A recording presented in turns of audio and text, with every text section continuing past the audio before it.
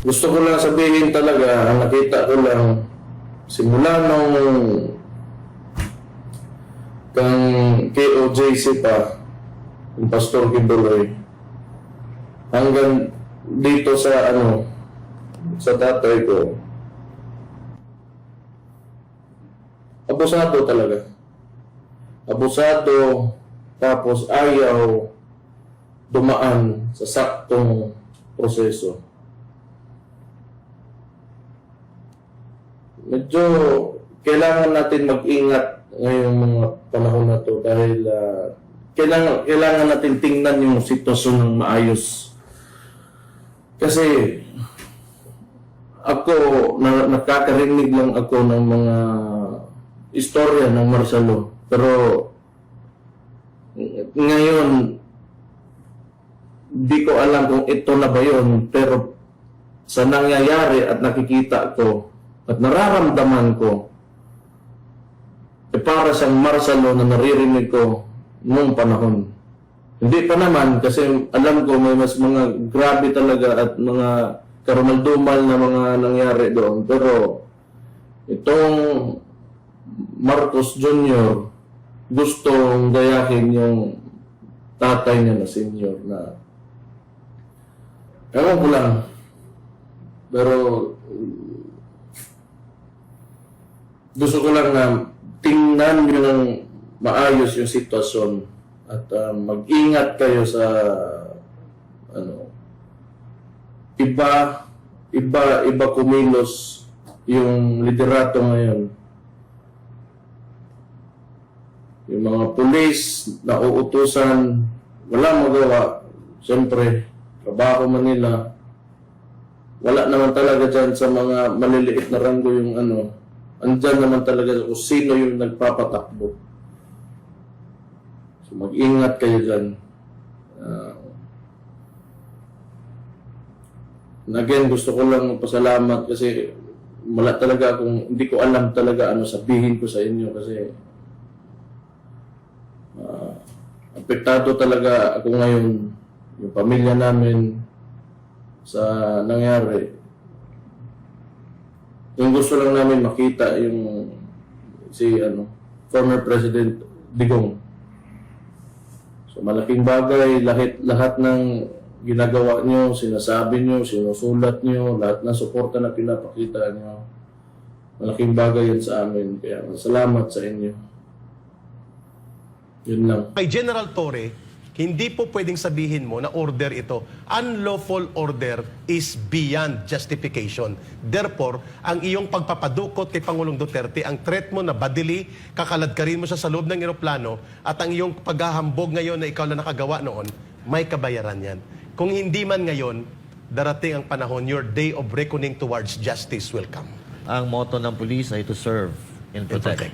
Do you think yung ginawa ni Torre is he is serving and protecting the Filipino people or ito ay act of communism? Dapat siyang aristuhin. Diba? Why? Ang nakasaad doon, obey first before you complain. Yes. Ang ibig sabihin niyan, obey lawful orders. Yeah. Not unlawful and illegal orders. The order of Marcos to arrest or detain illegally and unlawfully expel Pangulong Duterte from the country is a form of abduction. No amount of any justification on the part of the PNP, especially General Torre, na sasabihin niyang sumusunod siya sa utos. An unlawful order cannot withstand the legal requirements na hindi mo ginawa ang tama, hindi dahil sumunod ka. Ginamit po yan ni Adolf Eichmann. Si Adolf Eichmann, siya ang pumipirma ng mga pinapatay na Hudyo, during Holocaust World War II. More than 6 million ang pinatay nila Hitler. Ang nagpipirma na patayin at birahin sa gas chamber, i-massacre si Adolf Eichmann. Okay. Nahuli ito, dinukot ito ng Mossad. Rendisyon ito, dinukot ng Mossad ng Israel sa Argentina. Nang tinrial siya doon sa may Israel, sa Tel Aviv, sa Jerusalem, bago siya bitayin, doon siya sinabihan na hindi pwedeng magtago ka na sinasabi mo sumusunod ka lang sa utos na nakakataas sa iyo. Sumusunod ka lang doon sa utos ni Hitler. Sapagkat you have your own conscience to decide kung ito ba'y tama o hindi. So sa kay General Torre, Hindi po pwedeng sabihin mo na order ito.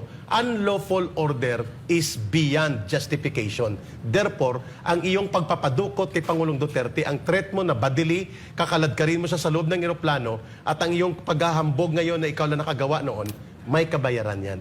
Kung hindi man ngayon, darating ang panahon, your day of reckoning towards justice will come. Do you think, Ka-Eric, na checkmate sila dito? Kasi noong panahon ng KOJC siege, no, we are expecting that the Filipino people will go out and para suportahan si Pastor Apollo Kibuloy. Siguro, sa tingin ko, iniisip ng ng administrasyon ni Marcos na hindi lalabas ang mga tao. Kasi noong KOJC siege, hindi naman nasilabasan niya, kinakailangan, nananawagan na tayo na ng tulong para lumabas ang mga Pilipino. So now, do you think na checkmate sila dito dahil nakita ng nagsisi sila sa ginawa nila dahil lumabas ang milyong-milyong Pilipino hindi lang sa Pilipinas kundi sa iba't ibang panig ng mundo? Nababahala sila ngayon. Iyon. This is a day or these are days to come na magiging ligalig ang Yes. gobyerno. There will be days of disquiet. There will be days of rage. Magkakaroon ng mga araw na susunod ng pagkagalit at araw ng ligalig sa gobyernong ito. Nakikita na ngayon ito sa Mindanao.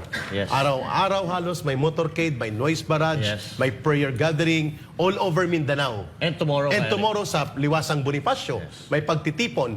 And I think sa 8 pang mga bansa, 4 or 6 na estado sa Amerika, Yes. at 4 na area sa Europe, Yes. and even sa Canada, Toronto, Edmonton, Calgary, may mga pagtitipon na ngayon. So tama ang punto na yon. Pinukaw nila ang natutulog na konsensya at damdamin at dangal ng bawat Pilipino. This is no longer an issue limited to bring back Pangulong Duterte to the Philippines. This is now an issue ng paniningil sa kataksilan at sa kasamaan ng gobyerno na para masunod ang kapritsyo at layaw sa pananatili sa poder, ginamit ang ICC, Interpol, at upang sakmalin at dukutin ang isang mamamayang Pilipino like Rodrigo Duterte. Are we looking at the possibilities of a broadening and intensifying of people's resistance and protest in the next days to come? Definitely, it will come. Ako medyo ako dun sa yun ni Master sa naibigay niyong opinion about dito. Medyo hindi ko yun. Pero isa lang sinasabi ko dito, ito ay sinasadya ni Marcos. Kasi kung isipin nyo, alam ni Marcos Jr. na kung gaano kalakas ang mga Duterte. At alam din natin kung ano ang nasa playbook ni Marcos Jr. Ang nasa playbook ni Marcos Jr. is maging leader.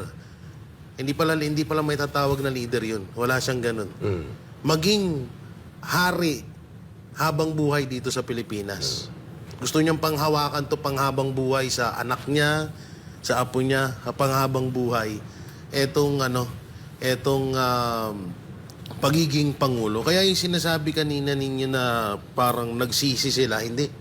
Alam nila kung gaano kamahal ng taong bayan si Pangulong Duterte. At ito ay alam ko nakagustuhan talaga to ni Marcos kasi kapag katulad niyan na pag may ginawa silang pangit pa ulit kay Pangulong Duterte, alam nilang magwawala ang taong bayan. At doon magdedeklara ng martial law Na inantay niya. na inaantay niya itong si Marcos. At mawawala ang eleksyon, lahat. At tuloy-tuloy ang pagiging Pangulo niya. Hanggang sa maipapasa niya pa ito sa anak niya. Yun ang nasa playbook ni Marcos. Kasi kung matatandaan natin, 4 yan eh. Tanggalan ang SMNI ng prangkisa, ipakulong si Pastor Apollo Kibuloy, buhayin ng kaso, i-impeach si Vice President Sara Duterte at ibigay sa ICC si Pangulong Duterte. Ayun. Isa na lang natitira. Isa na lang. Impeachment. Impeachment At na lang. kung hindi matuloy, martial law. At eto na, dyan papasok ang last message ko.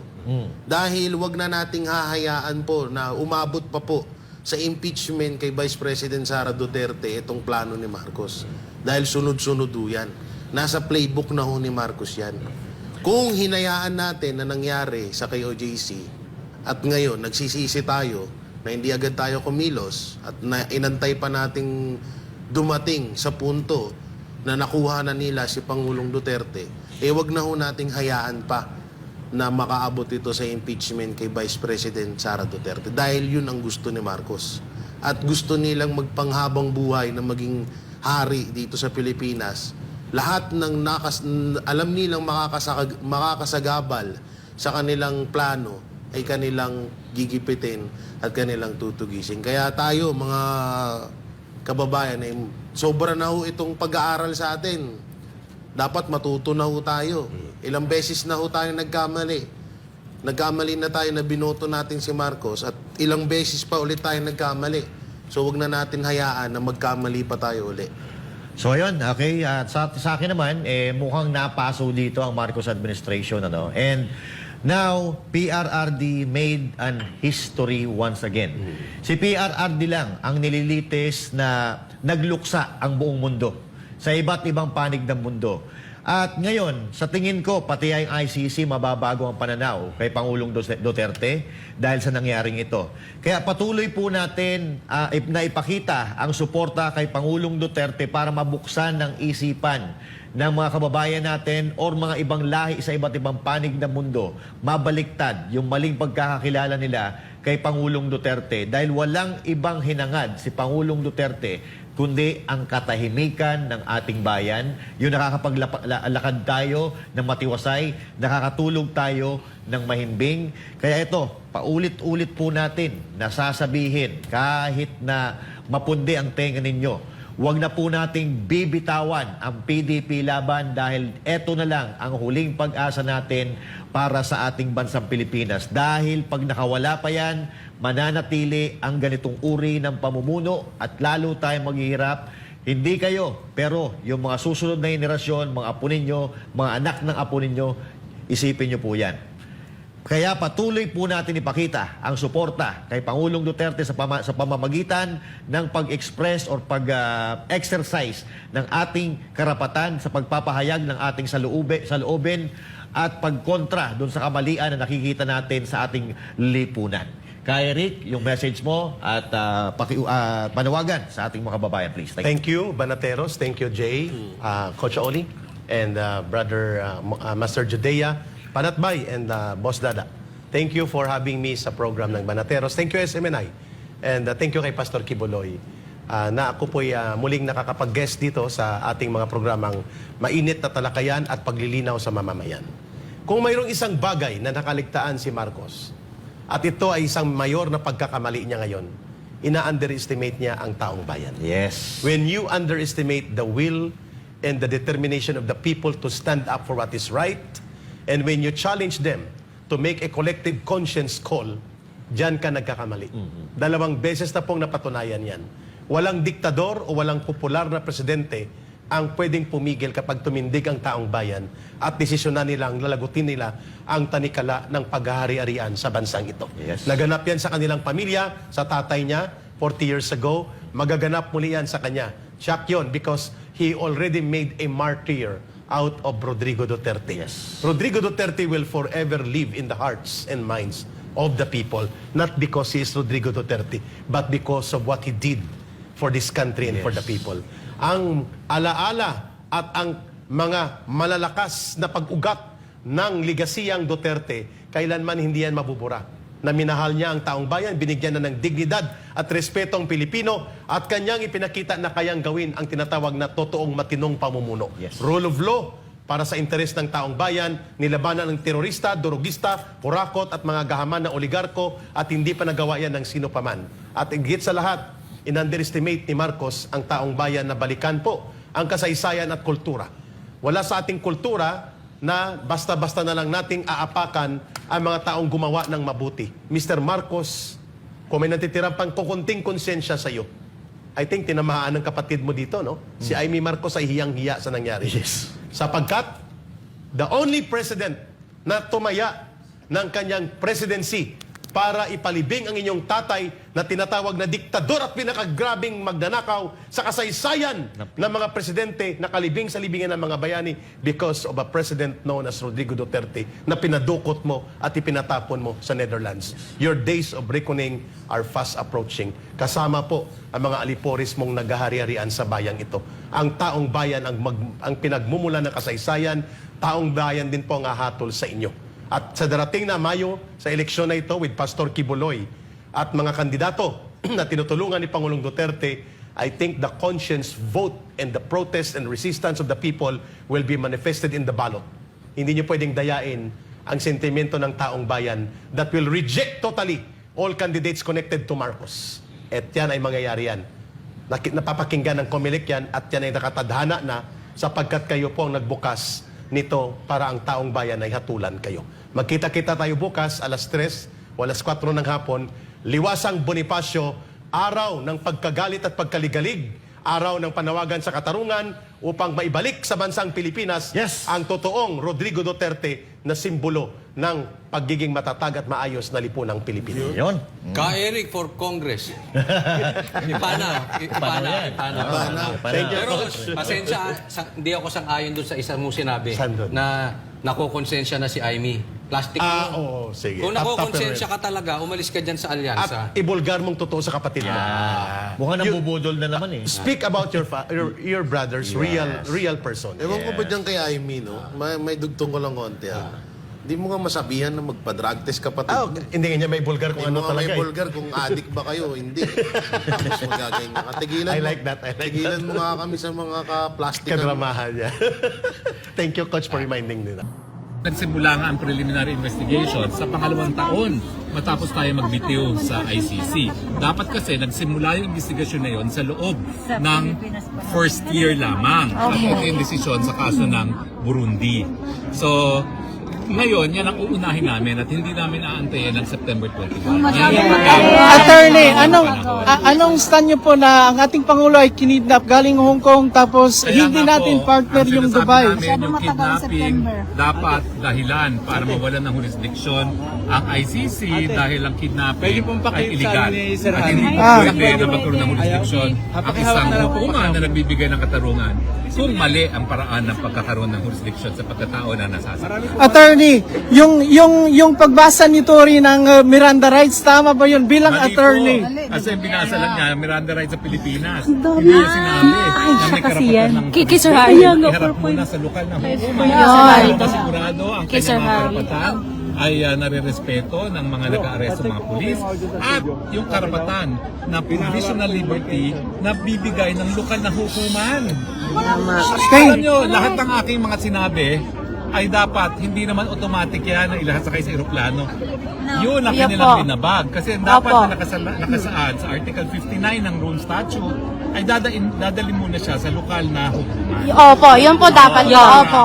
Masigurado na nare-respeto ang kanyang karapatang pantao. Kasama na yung pagbibigay ng interim na kalayaan habang hindi pa napapadala sa ICC. Attorney, sinasadya ba nila na i-open yung arrest warrant na yung presidente natin ay lalapag sa airport ng Pilipinas? Sinasadya ba nila?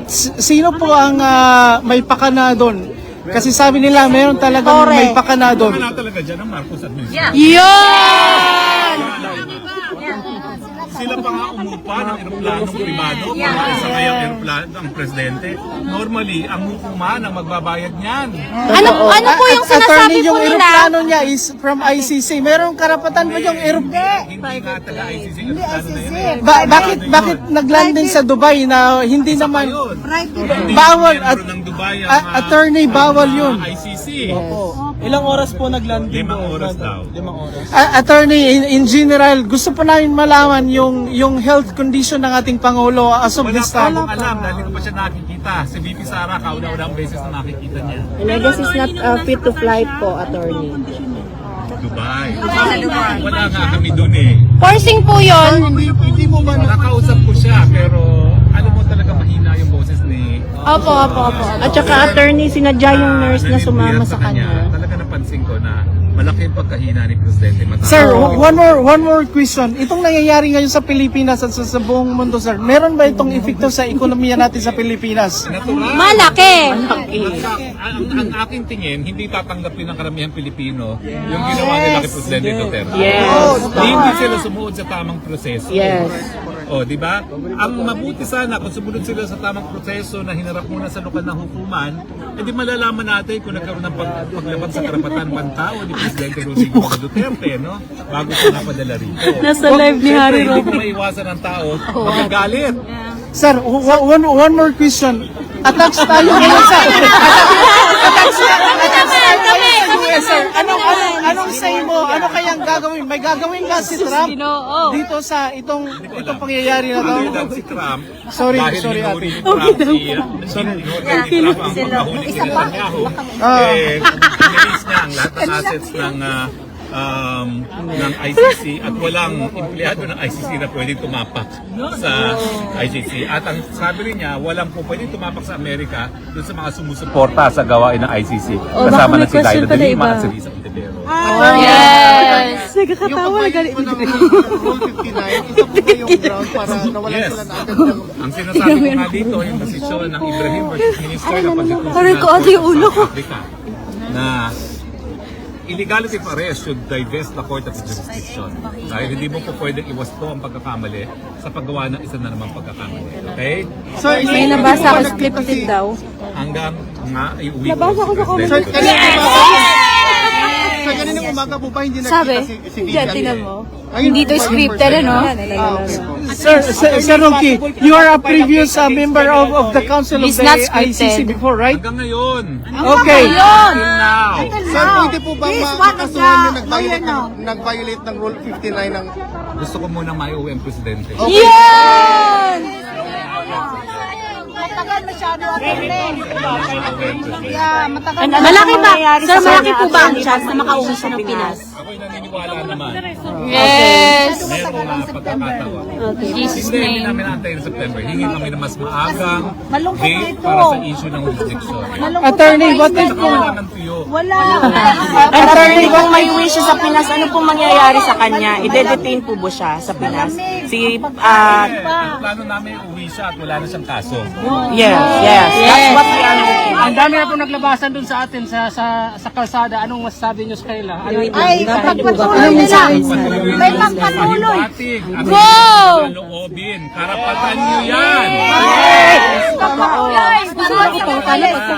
Sir, I came from Davao. Ngayon, may mga pulis na nakasurrounded doon sa bahay ng mayor namin. So, anong say mo doon, sir? Hindi pa ba sapat ang ginawa nila? Kinidnap nila yung tao at pinakulong dito sa Hague?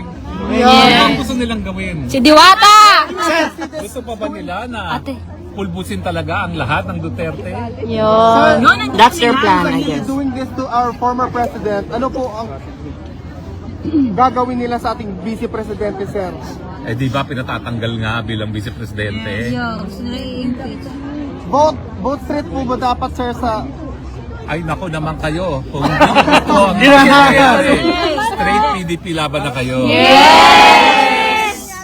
Ay, siyam lang sila. Huwag nyo na dagdagan ng siyam lang talaga. Huwag na dagdagan. Huwag nyo na Sir, gawin yan. anong masasabi mo sa Supreme Court ng Pilipinas na binaypas ng ICC, sir?